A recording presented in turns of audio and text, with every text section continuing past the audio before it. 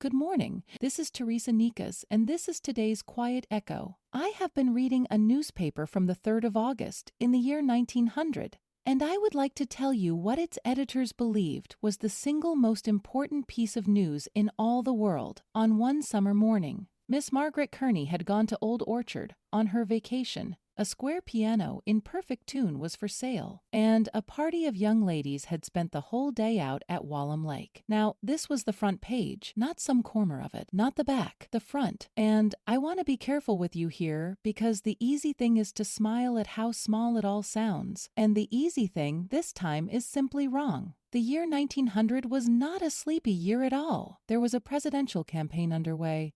There was a war over in China, filling every wire in the country. And the editors of this little paper knew all of it, and they printed all of it, and they set it back on page 2. Page 2. And then they took the front page, the single most valuable space they owned in all the world, and they gave it to a woman who had caught a train down to the shore. I want you to sit for a moment with what a person has to believe to do a thing like this. They believed an ordinary life was worth the very best place in the paper. They believed a person did not need a disaster to be news. A vacation was enough. A piano changing hands was enough, because a piano is a family's evenings, and the sale of one is always a story. Somebody's circumstances were quietly turning. A good day at the lake was, to these people, plainly worth writing down and worth keeping forever. And I do not think we believe it anymore. Somewhere in the last 100 years or so, we quietly changed our minds about what deserves to be recorded at all. We decided news is the terrible thing, the famous thing, the loud thing. We decided the ordinary is the very opposite of important, only the filler in between the real events, the part not worth a single drop of anyone's ink. And so, without ever quite deciding to,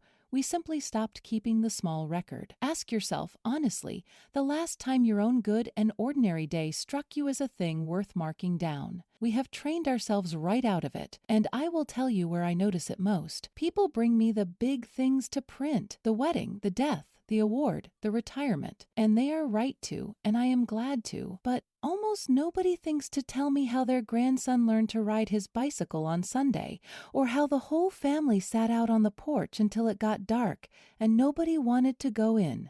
Those are the front page items in the only paper which finally matters, and they go by, most of them, entirely unrecorded. And here is what all the training has cost us, and it is not a small thing at all. Margaret Kearney has been gone from this world a very long time. Whatever her life became, it came to its end. And yet, on a summer morning in this century, a woman up in Alaska, whom she never met and could never once have imagined, knows she went to Old Orchard and had, one certainly hopes, a perfectly lovely time. She was held on to. Somebody, 126 years ago, believed her plain and ordinary day mattered enough to save. And so it was saved, and so she is not entirely gone. The great campaign of the year is in all the history books now, where anyone at all can go and find it. But Margaret Kearney is not in the history books. She is remembered for one reason only, and it is because somebody once decided an ordinary person was worth the front page. Nothing grand preserved her, only attention. Only one person choosing to call an ordinary life important, and then writing it down. I can read all of these old pages because the Library of Congress has been quietly scanning small-town papers and putting them online, for free, for anyone.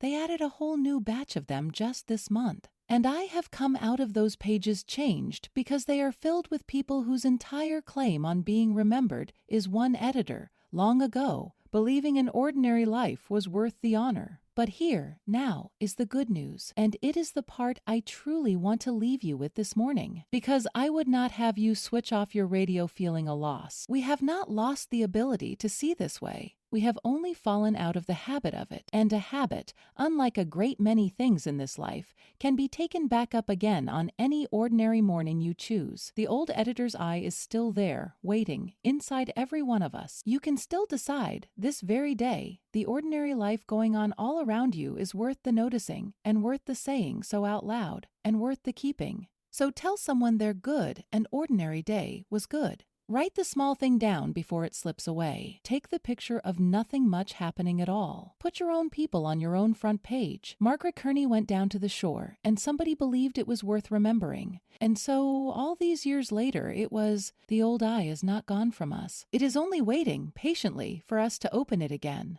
The front porch is open. What is the oldest ordinary thing your town ever bothered to write down?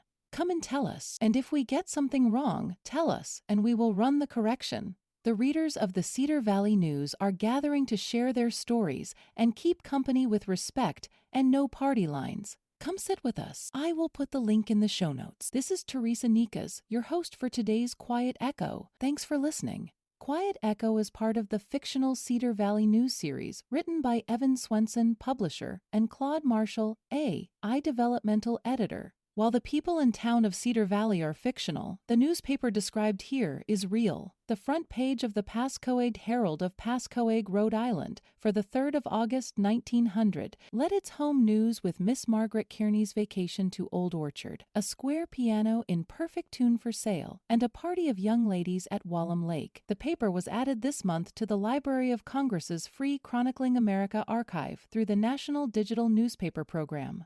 You've been listening to the Cedar Valley News Podcast, where small-town voices meet the headlines shaping our world. From faith and family to front porches and fields. We'll be back with more stories connecting real lives to real events. Until next time, keep your porch light on, your faith strong, and your heart open. This is Cedar Valley News.